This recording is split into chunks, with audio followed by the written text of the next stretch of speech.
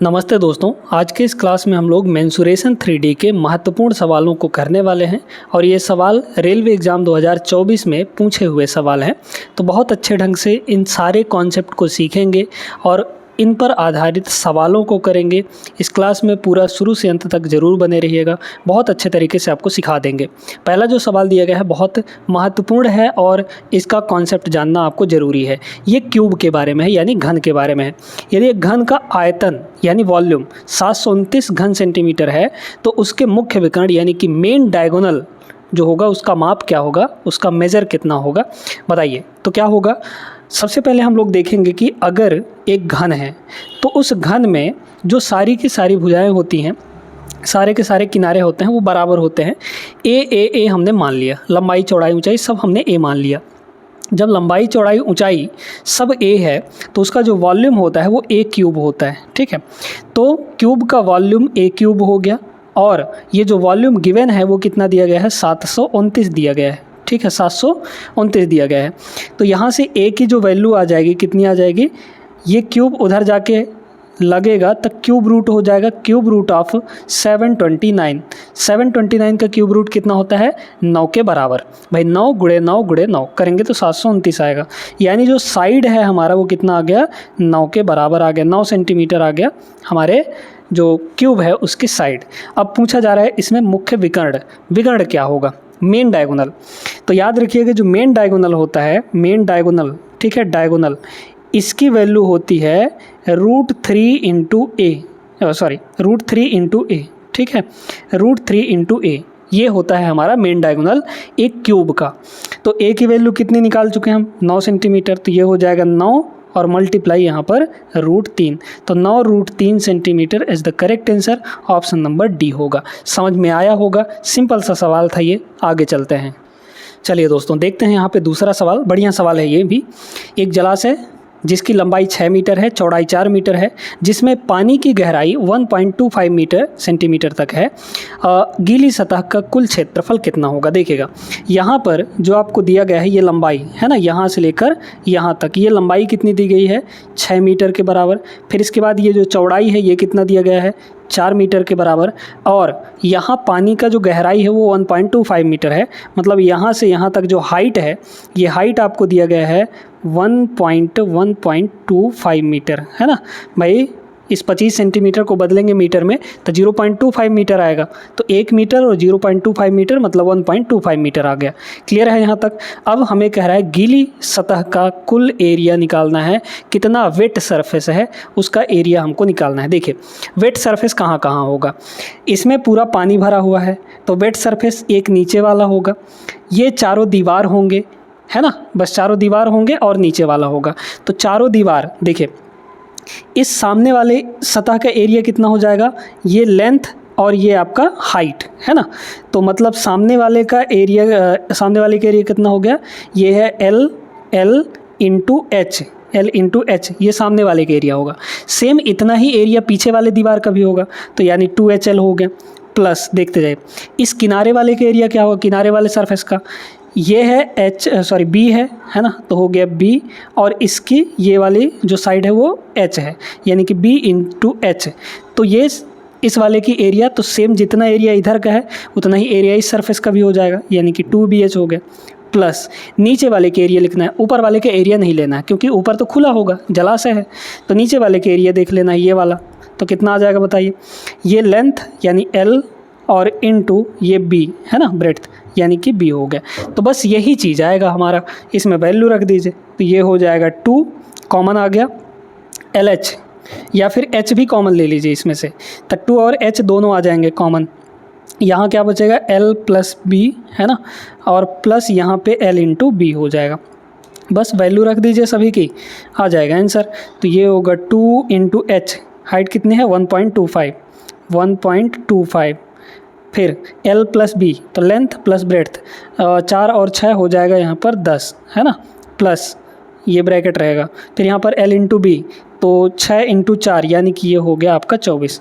तो बस मल्टीप्लाई करना है आपको। देखिए 1.25 का डबल करेंगे तो 2.5 आ जाएगा, 2.5 का 10 से मल्टीप्लाई करेंगे तो ये हो जाएगा 25 आपका। तो 25 प्लस यहाँ पर आपका 24, दोनों को जोड़ेंगे तो 49 मीटर स्क्वायर आ जाएगा। 49 metre square, option number D is the correct answer. आगे चलिए देखते हैं अगला प्रश्न। वीडियो अगर अच्छी लग रही हो तो लाइक ज़रूर करना है दोस्तों। देखते हैं यहाँ पे तीसरा सवाल क्या दिया गया है। एक कार्यालय की मंजिल के आयाम जो है वो 5 मीटर और 3 मीटर हैं। आयाम का मतलब लेंथ और ब्रेड्थ, यानी जो डायमेंशंस दिए गए हैं। तो ये है आपका लेंथ, ये है आपका ब्रेड्थ, ठीक है। दीवारों को पेंट करने की लागत जो है वो 8640 रुपये है और दर जो है 60 रुपये प्रति वर्ग मीटर है। यानी 1 स्क्वायर मीटर को पेंट करने का लागत कितना है, 60 रुपये है। कमरे की ऊंचाई कितनी हो गई ये बताना है। देखिए ये हमारे पास एक कमरा है, यहाँ पर ये हो गया आपका लेंथ, ये हो गया आपका ब्रेड्थ, ठीक है। लेंथ और ब्रेड्थ हालांकि दिया गया है और ये हो गया हमारा हाइट। अब दीवारों को ही पेंट करना है, 4 ठो दीवार हैं। तो पहले वाले दीवार की बात करते हैं, सामने वाले दीवार की, ठीक है। तो सामने वाले दीवार का एरिया कितना हो जाएगा, ये तो है आपका हाइट, है ना। तो h इंटू एल या फिर l इंटू एच हो गया। सामने वाले दीवार का एरिया हो गया l इंटू एच। सेम जितना इसका एरिया है पीछे वाले का भी एरिया इतना होगा, यानी कि 2HL हो गया। प्लस देखिए इधर वाले का और इधर वाले का सेम एरिया होगा, तो इधर वाले का एरिया कितना हो गया, b इंटू एच। तो ये हो गया b इंटू एच। तो ये तो इधर का एरिया हुआ, इधर का एरिया कितना हो जाएगा, 2BH हो जाएगा दोनों मिलाकर। तो इतना ही टोटल एरिया पेंट करना है, ठीक है। अब ये एरिया कितना होगा बताइए। ये एरिया जो होगा, देखिए ध्यान से सुनते जाइएगा, इतना टोटल एरिया पेंट करना है ना, इतने वर्ग मीटर। और इतना पेंट करने का मतलब एक वर्ग मीटर पेंट करने का 60 रुपये लगता है। तो टोटल इतना वर्ग मीटर हमको पेंट करना है, तो यहाँ पर 60 से मल्टीप्लाई कर देंगे तो हमारे पास रुपए निकल जाएगा। और टोटल रुपए आया कितना है यहाँ पर, 8640 रुपये आया है। बस इसको सॉल्व करना है और कुछ नहीं करना। देखिए 2 और h कॉमन आ जाएगा, तो यहाँ से 2 इंटू एच कॉमन आएगा, l प्लस बी बचेगा, है ना, l प्लस बी। तो लेंथ कितना है 5 और ब्रेड्थ यहाँ पर 3, तो 5 और 3 कितना हो गया, 8 के बराबर। यहाँ पर मल्टीप्लाई यहाँ पे है 60, 6 ले लीजिए, 0 0 काट दीजिए, इज इक्वल टू इधर हो जाएगा 864। समझ में आया। आगे देखिए ये है 8 दूना 16, या फिर काटिए ना भाई 16 से इसको काटिए, 16 पंचे 80 और देखिए 8 दूना 16, तो 16 पंचे 80, ये हो जाएगा 16 पंचे 80, है ना। फिर बचा 6, तो 16 चौके 64 हो जाएगा, इतना हो गया। और 6 से ये कट जाएगा 9 बार में, 9 छक्के 54। तो h की जो वैल्यू है वो कितनी आ गई, सीधे सीधे 9 मीटर के बराबर। 9 metre, option number D is the correct answer. I hope समझ आया होगा। चलते हैं अगले प्रश्न पर। बहुत बढ़िया सवाल है दोस्तों। यहाँ पर एक घनाकार का मतलब होता है, यहाँ पे घनाभाकार होगा एक्चुअली, क्यूबाइडल दिया है।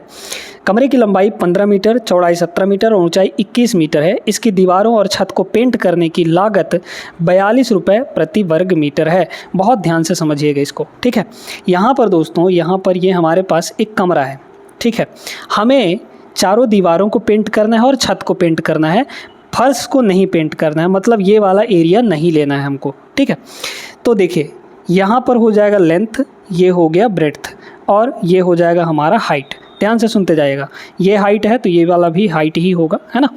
अब सुनिए, नीचे वाले को तो पेंट नहीं करना है, पहले चारों दीवारों को पेंट करवाते हैं, चारों दीवारों के एरिया लिखते हैं। सामने वाले के एरिया कितना होगा, L इंटू एच। तो L इंटू एच और 2 गुना, क्योंकि सामने का भी लेंगे पीछे का भी दीवार लेंगे तो दोनों के एरिया आ गए।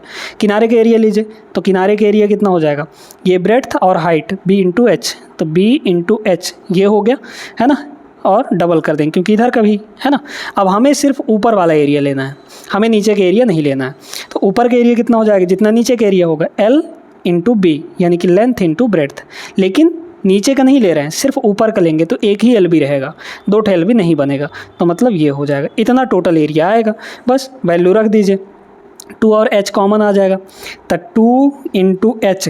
h कितना है हमारा, हाइट यहाँ पर 21 है, तो ये हो गया आपका 21। फिर यहाँ पर देखिए अंदर बचेगा L प्लस बी, है ना। तो L कितना है 15 और B यहाँ पर 17, तो 15 और 17 जोड़ेंगे 7 5 12 यानी 32 आ जाएगा। तो ये हो गया 32 प्लस L इंटू बी, तो 15 गुणे 17, है ना, 15 गुणे यहाँ पर 17 हो जाएगा।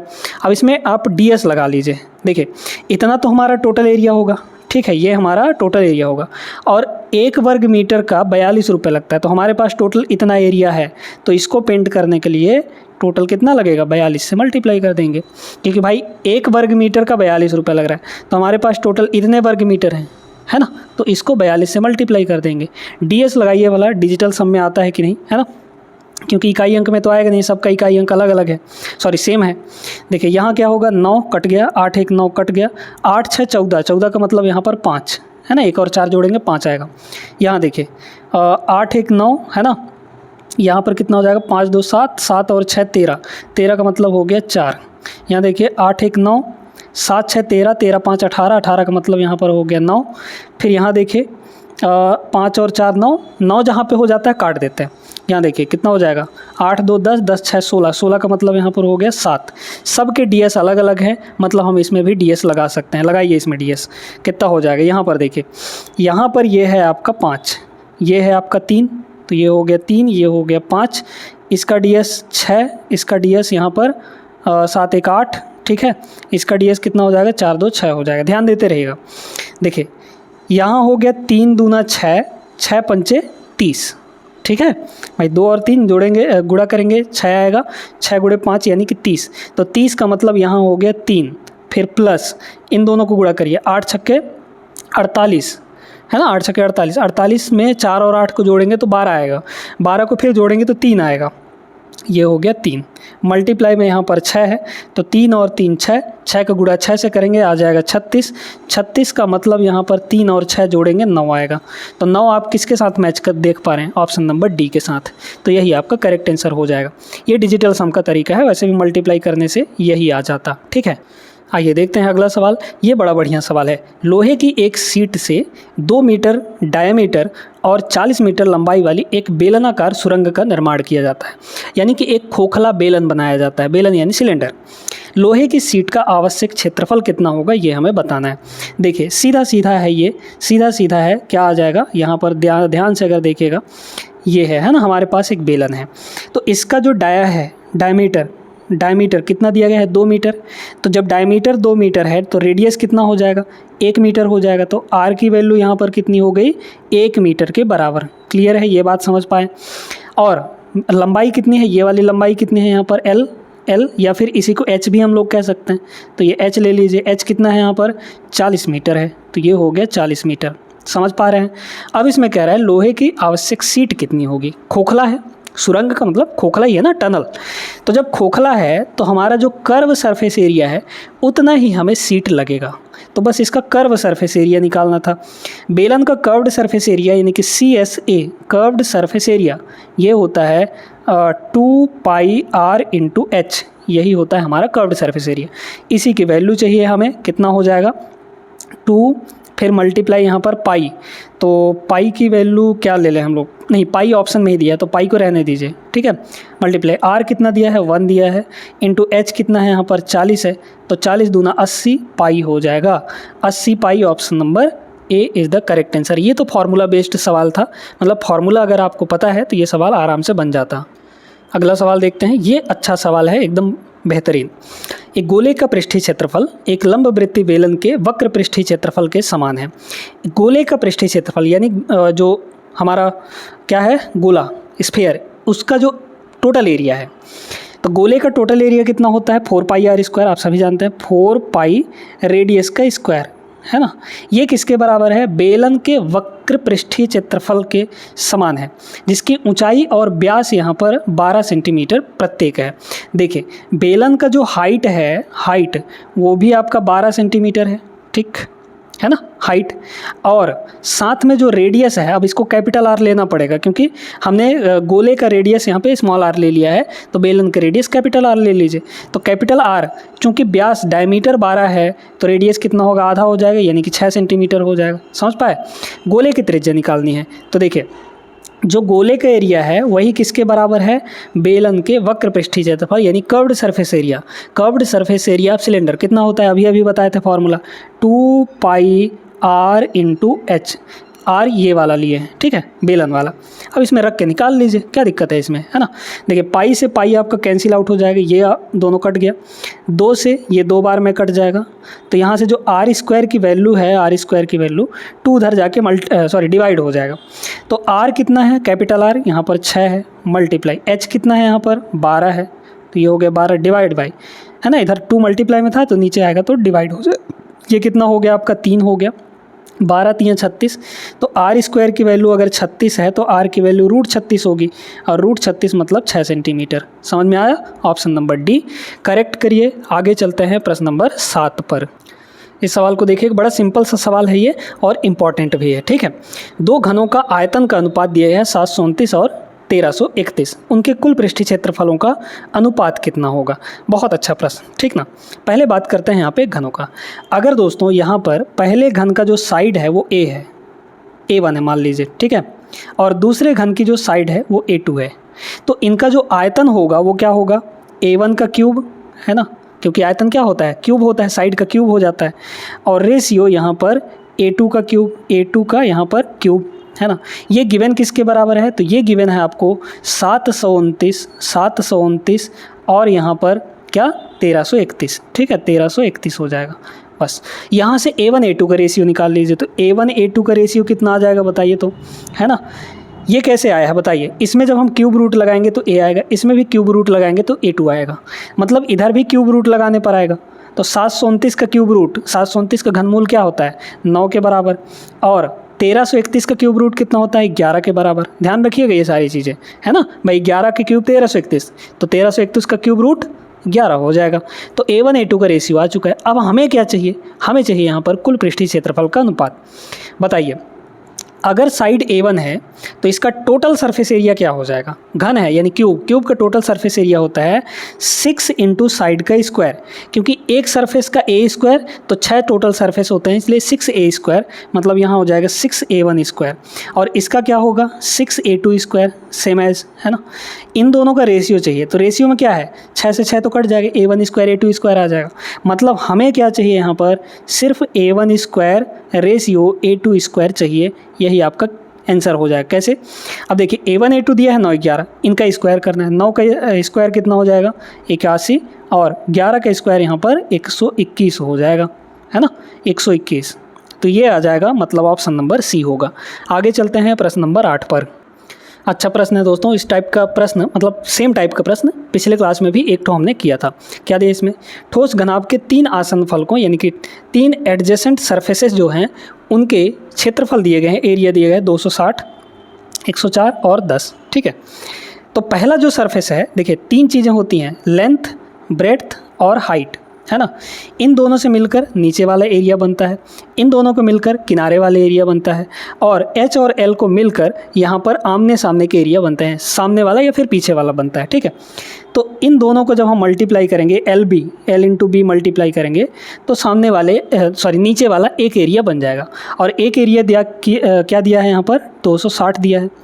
फिर यहाँ पर B इंटू एच ये कितना गिवन है हमें?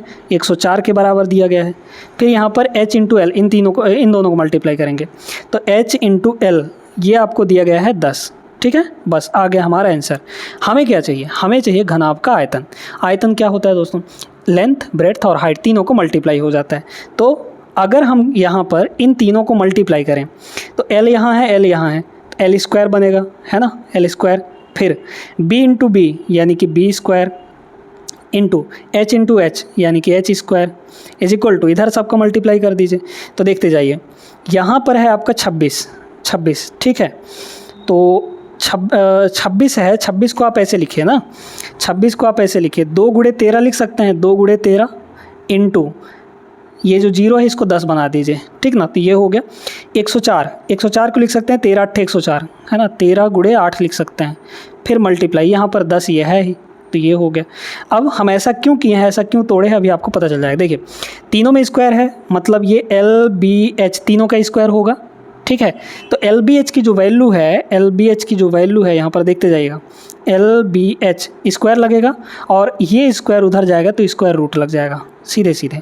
अब निकाल लीजिए, 13 और 13 2 बार है तो 1 बार आ जाएगा कॉमन, 2 और 8 16 होगा, है ना, 2 और 8 मिलकर 16 का वर्गमूल कितना होता है? 4। फिर मल्टीप्लाई 10 2 बार है तो 1 बार बाहर आ जाएगा, मतलब 13 चौके 52 गुणे 10 520 इसका करेक्ट आंसर होगा ऑप्शन नंबर बी। समझ में आया होगा सभी को। आगे चलते हैं। अगला सवाल यहाँ पर देखते हैं।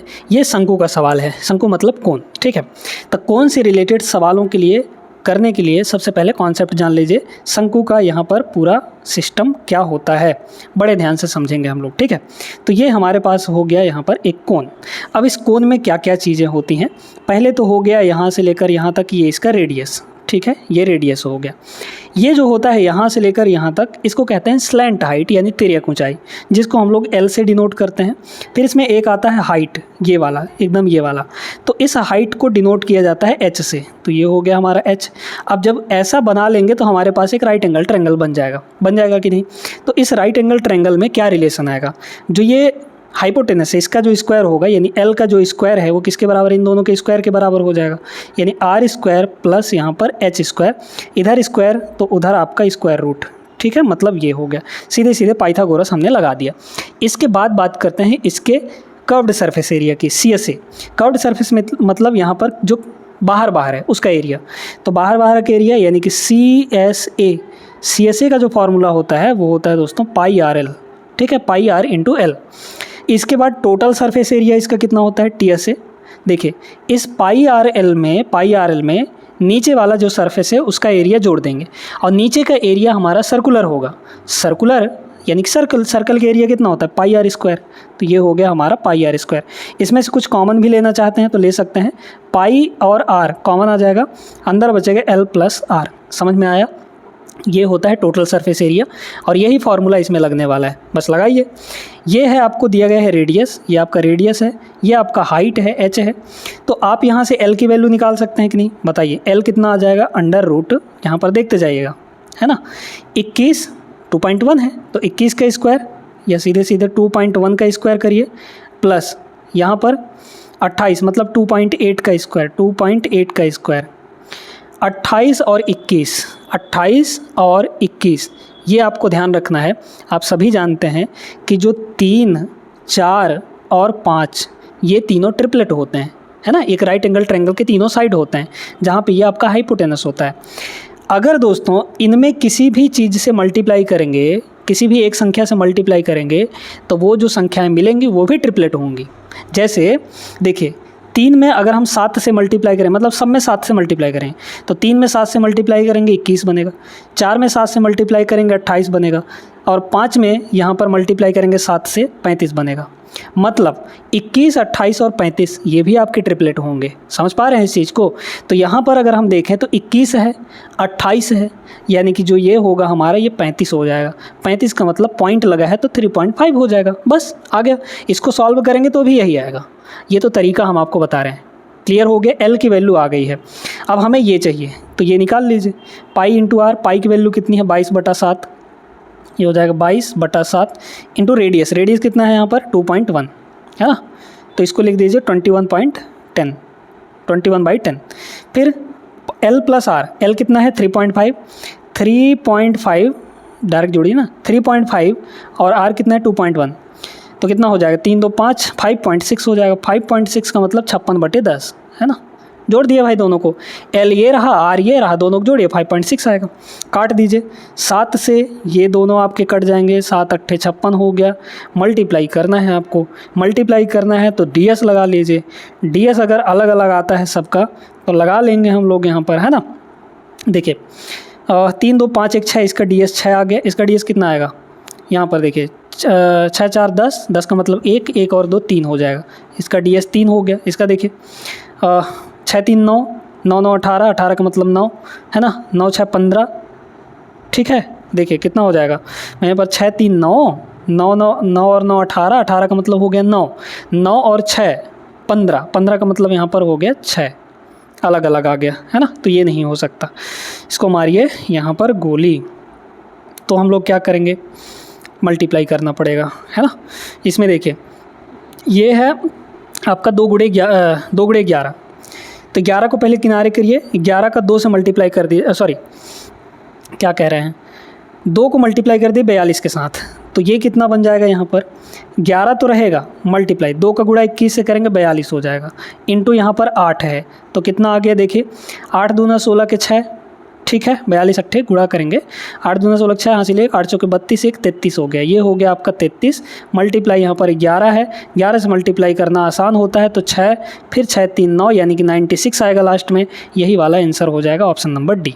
ठीक है भाई, नीचे यहाँ पर 10 × 10 100 है, 100 है तो 2 अंक छोड़ के दशमलव भी लगेगा, मतलब 0.96 आएगा। कहाँ पे है? ऑप्शन नंबर डी में। समझ में आया होगा। चलिए चलते हैं अगले प्रश्न पर। एकदम ज़बरदस्त सवाल है, ऐसे सवाल बहुत देखने को मिलते हैं। 64 समान छोटे गेंद एक गोले से ढाली जाती हैं जिसकी त्रिज्या 12 सेंटीमीटर है। छोटे गेंद को कुल आयतन उस बड़े गोले के आयतन के बराबर होता है, ये तो हमको पता ही है। प्रत्येक छोटी गेंदों का व्यास कितना होगा? देखिए दोस्तों, हमेशा ध्यान रखिए कि अगर छोटे छोटे चीज़ों को पिघलाकर एक बड़ा सा चीज़ बनाया जाए या फिर बड़े से को पिघलाकर छोटे छोटे आकारों में बदला जाए तो यहाँ पर वॉल्यूम नहीं चेंज होता। मतलब जितना बड़े वाले का वॉल्यूम होगा उतना छोटे छोटे टोटल को मिलाकर वॉल्यूम आएगा, यानी हमें सिर्फ वॉल्यूम बराबर करना है। बताइए दोस्तों, हमारे पास छोटे छोटे जो गोले हैं उनका रेडियस r मान लेते हैं और बड़ा वाला जो गोला है जिनसे पिघलाकर वो बना है उसका कैपिटल R है और कैपिटल R 12 सेंटीमीटर दिया गया है ना। इनसे मतलब बड़े वाले गोले को पिघलाकर ये छोटे छोटे गोले बनाए गए हैं। क्लियर है? देखिए, तो एक छोटे गोले का आयतन कितना होगा वॉल्यूम? अब यहाँ पर ये बताइए कि गोले का आयतन कितना होता है, स्फीयर का वॉल्यूम कितना? तो 4/3 पाई r क्यूब, 4/3 पाई r क्यूब यानी कि रेडियस का क्यूब। ये तो हुआ एक छोटे गोले का आयतन। हमारे पास कितने छोटे गोले आयतन है? 64 ठो। तो इसमें 64 का हम मल्टीप्लाई करेंगे तब हमें टोटल आयतन मिल पाएगा। क्लियर है? यही टोटल आयतन किसके बराबर होगा? बड़े गोले के आयतन के बराबर।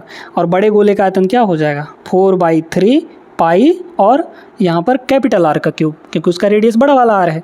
तो कैपिटल R मतलब यहाँ पर 12 का क्यूब हो जाएगा। इसको सॉल्व करके स्मॉल r निकाल लीजिए और स्मॉल r जब मिल जाएगा तो व्यास निकल जाएगा, डायमीटर निकल जाएगा। काटिए इसको। कुछ चीज़ें तो ऐसे भी कट जाएंगी, ये कट गया और 4/3 पाई से ये कट गया आपका।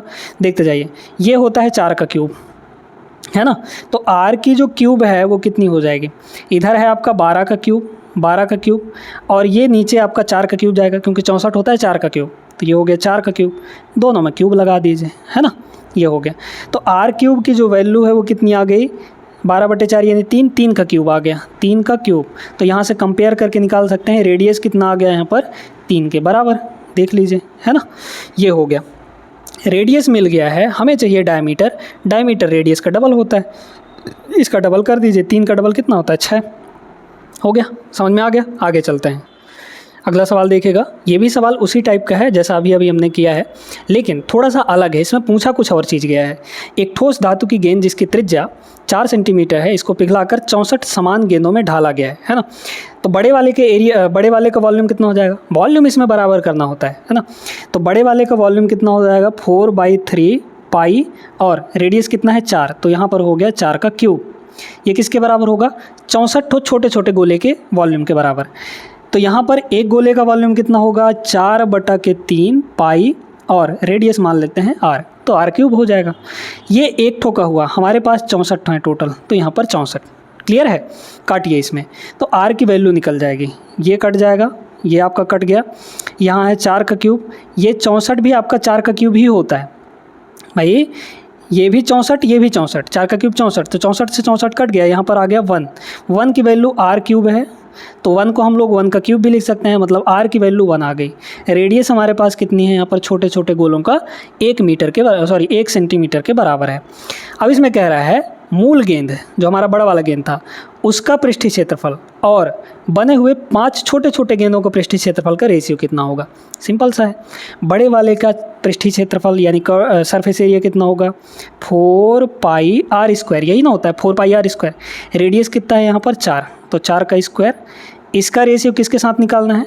5 ठो का सरफेस एरिया, छोटे छोटे वाले 5 ठो का सरफेस एरिया।